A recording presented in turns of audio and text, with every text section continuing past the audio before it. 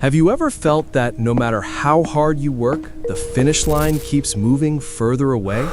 That the lifestyle your grandparents considered normal, a home of your own, a paid-off car, a spouse who didn't need to work, a guaranteed retirement, now seems like an unattainable luxury reserved only for the rich?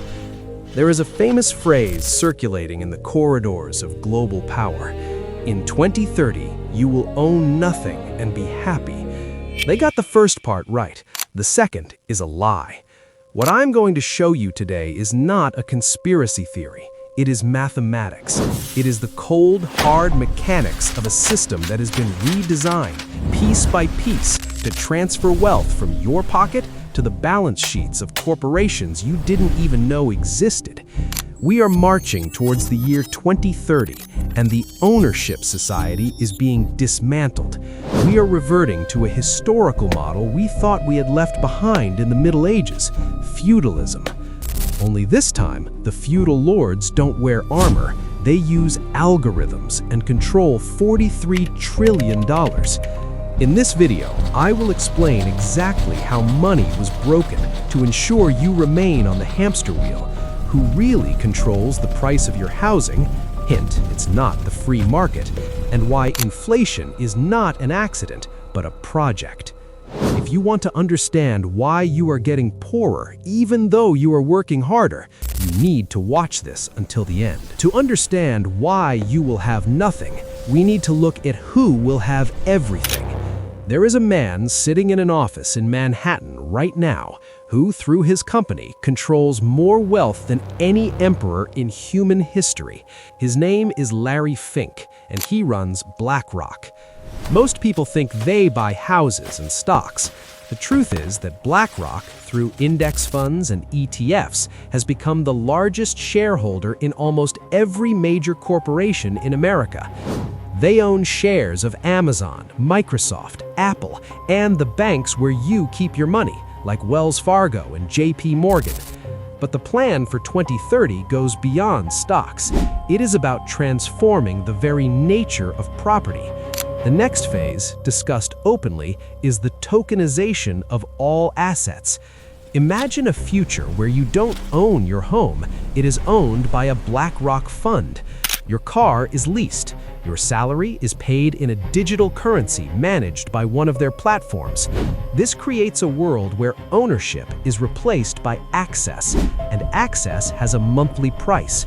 You become a perpetual tenant in your own life. Larry Fink doesn't need to confiscate your house. The system is designed so that you can never buy it. How? Through the real estate market. When the Federal Reserve prints trillions of dollars, as it did after 2020, that money doesn't go to you. It goes first to banks and large asset managers. They use this cheap money to buy houses in cash, competing with families who need mortgages. In 2021, 1 in every 5 homes sold in the US was bought by an investor, not a family. The result? Home prices rise, rents rise, and the middle class is pushed out of the market. You spend your life paying rent to the very institutions that diluted the value of your money. It is a perfect and invisible transfer of wealth. But how can they afford to buy all this? With what money? The answer lies in an event that happened on August 15, 1971, a fatal error no one likes to admit. Until that day, money was a receipt for something real, gold. The government couldn't simply create wealth out of thin air. It needed to have gold in the vaults. But President Nixon closed the gold window, turning the dollar into a fiat currency, paper backed by nothing but faith. Nixon promised your dollar would be worth the same tomorrow. He lied. Since 1971, the dollar has lost more than 98% of its purchasing power relative to gold. This isn't just inflation, it is debasement, the devaluation of the currency. It's the same trick the Roman Empire used before collapsing. Nero and other emperors began mixing copper into silver coins to fund wars and bread and circuses. The money looked the same, but it was worth less. Today, the Federal Reserve does this digitally. Between 2020 and 2021, they printed 40% of all dollars that have ever existed in history. Think about that. Almost half the money in circulation was created in 24 months. When you double the amount of money, but don't double the amount of houses, food, or cars, the price of everything goes up. This is not an accident, it is mathematics. Inflation is a tax that no one voted for. If you have $10,000 in the bank and inflation is 10%, the government just stole $10,000 of your purchasing power without ever sending a bill. And who benefits? Those who have debts and assets, the government and the rich. Who loses? Those who save cash and live on wages. You. Inflation is designed to destroy the savings of the working class, ensuring you never accumulate enough capital to escape the rat race. Without savings and wages that buy less and less, how do you survive? You go into debt. And this is where the trap closes for 2030. The current system needs debt to function. Money is debt. If all debts were paid off today, there would be no money in circulation. You were trained to believe that debt is a tool, but for the working class, it is a chain. Look at the labor market. The headline says unemployment is low, but the reality is that the quality of employment has collapsed. The number of people with multiple jobs is hitting records because one salary just doesn't pay the bills anymore. We're seeing the erosion of the middle class. Full-time jobs with benefits are being replaced by part-time work and gigs. Meanwhile, credit card debt in the US has surpassed $1.13 trillion. People are using credit at 22% interest just to buy food and gas. This is modern serfdom. You work all month not to build your future, but to pay for the interest of the past.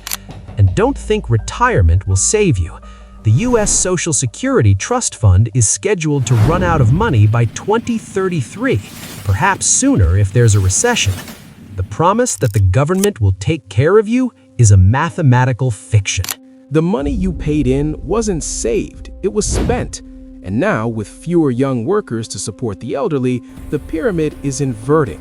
In 2030, the vision is not of leisure. It is of perpetual labor to pay unpayable debts in houses you don't own, buying food whose prices double every few years. You might think they wouldn't let this happen, the government will fix it. But history shows us the opposite. When an empire spends more than it earns, it always chooses to sacrifice the currency and the poor to save the elite. Rome did this. When they could no longer pay the army and public works, they destroyed the denarius. The Roman middle class disappeared. Society split between the ultra-rich and the serfs who worked the land.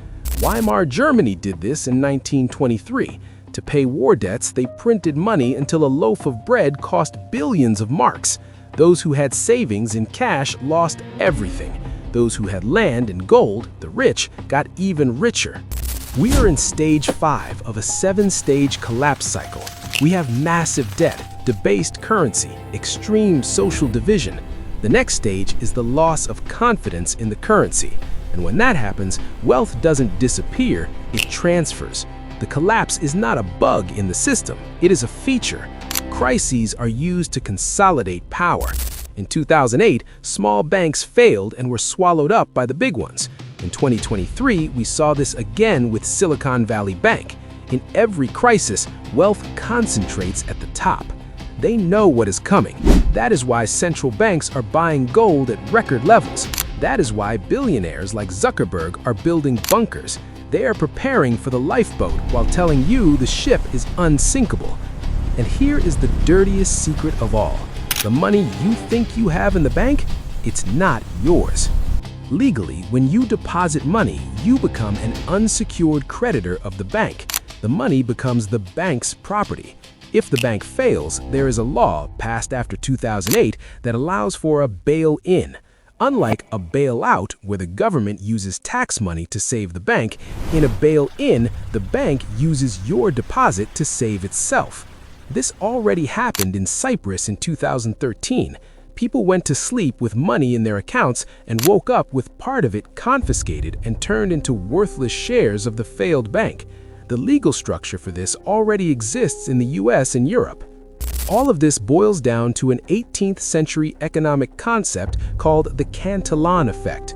Richard Cantillon discovered that when new money is created, those who receive it first, banks, government, large corporations, get richer because they can spend the money before prices rise. Who receives the money last? You, the salaried worker. When the money reaches your hand through your paycheck, the prices of housing, food, and energy have already gone up. You are paying the bill for their party. That is why during the pandemic, billionaire wealth exploded while the working class struggled to pay rent. It wasn't luck, it was the system's design. By 2030, this process will have completed its work. The middle class, which depends on salaries and cash savings, will have been eviscerated. I know, this is terrifying. It is revolting, but fear without action is useless. They are counting on your paralysis. They're counting on you to keep playing their game, saving in dollars that they devalue, and investing in systems that they control. But you don't have to accept this destiny. History also shows us how the little guys survived the collapses of past empires. It wasn't by trusting the emperor, it was by building resilience. Here is what you need to do to not be a victim of 2030. First, understand that money is not wealth. Wealth is the capacity to command real resources: food, shelter, energy, skills. When the currency dies, the number in your bank account doesn't matter. What matters is what you own that is tangible. Second, exit the financial rat race. Reduce your dependence on the banking system. Keep the minimum necessary in the bank for daily operations. The rest should be in real assets. Third, protect yourself with God's money. Gold and silver have survived every currency failure in the last 5,000 years.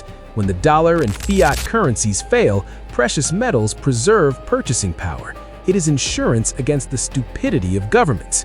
Silver, specifically, is historically cheap and essential for modern industry. Fourth, learn real skills. In a crisis, he who knows to fix, plant, build, and heal is king. Skills cannot be inflated away or confiscated. In the collapse of Rome, senators lost everything, but blacksmiths and farmers survived. Fifth, Bitcoin and the digital exit. Like it or not, Bitcoin was created as a response to this system. It is a decentralized exit that cannot be printed infinitely by politicians. Sixth, stockpile essentials. Inflation will continue. Buying non-perishable food, tools, and essential items today is buying at a discount compared to tomorrow's price. It is the best guaranteed return on investment you will have. In 2030, their plan is for you to have nothing and be thankful for it. Their plan is digital neo-feudalism, but the future is not written in stone. The collapse of the current system is mathematical and inevitable, but your personal ruin is not. You are the poverty historian of your own life. You can look at the past, see the patterns, and refuse to be the victim this time. Don't wait for politicians to save you. They are the architects of the problem. Don't wait for the bank to protect you. They are the beneficiaries of the robbery. The responsibility is yours. Educate yourself. Prepare yourself. Become financially ungovernable by owning real assets they cannot print. If this video opened your eyes, share it. Ignorance is their greatest weapon. Subscribe to the channel to understand the history they don't teach in school and how to survive what is coming. The empire is changing. Make sure you are not crushed in the gears. See you in the next video.